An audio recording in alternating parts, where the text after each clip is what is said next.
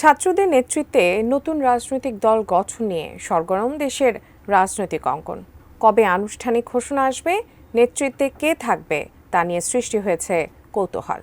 এবার বিষয়টি স্পষ্ট করেছেন অন্তর্বর্তী সরকারের তথ্য ও সম্প্রচার উপদেষ্টা মোহাম্মদ নাহিদ ইসলাম। বিস্তারিত জানাচ্ছেন আরিফ হাসান।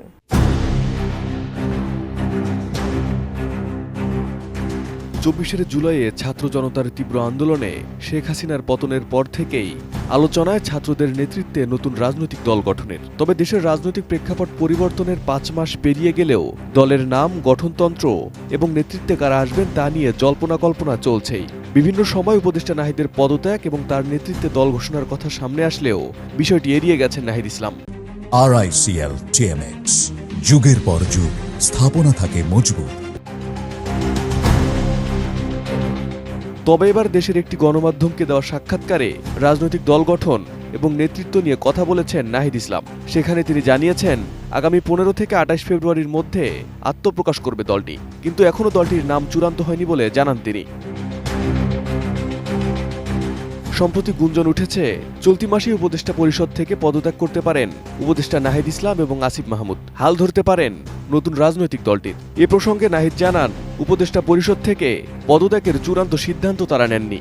এখন তারা বোঝার চেষ্টা করছেন কোথায় তাদের ভূমিকাটা সবচেয়ে বেশি হবে, সরকারের ভেতরে, বাইরে নাকি মাঠে।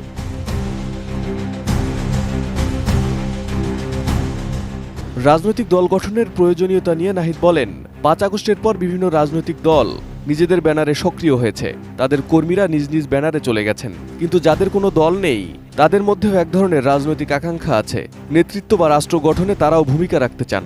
এই শক্তিটাকে সংহত করার জন্য একটি রাজনৈতিক দলের প্রয়োজনীয়তা তৈরি হয়েছে। গত আগস্ট সেপ্টেম্বর থেকেই এ ধরনের একটা আলাপ ছিল। সেই সময় আমরা ভেবেছি রাজনৈতিক দলগুলোকে সঙ্গে নিয়ে সরকারকে সংহত করা প্রয়োজন। তিনি আরও বলেন, আমরা গণ অভ্যুত্থানের প্রতিনিধি হিসেবে সরকারে এসেছি, আমাদের কিছু অঙ্গীকার আছে, সেটা বাস্তবায়ন করে সরকার ছাড়ার পরিকল্পনা ছিল আমাদের। সেই বিষয়টা এখন পুনর্বিবেচনা করতে হচ্ছে। Arif Hasan, ATN news.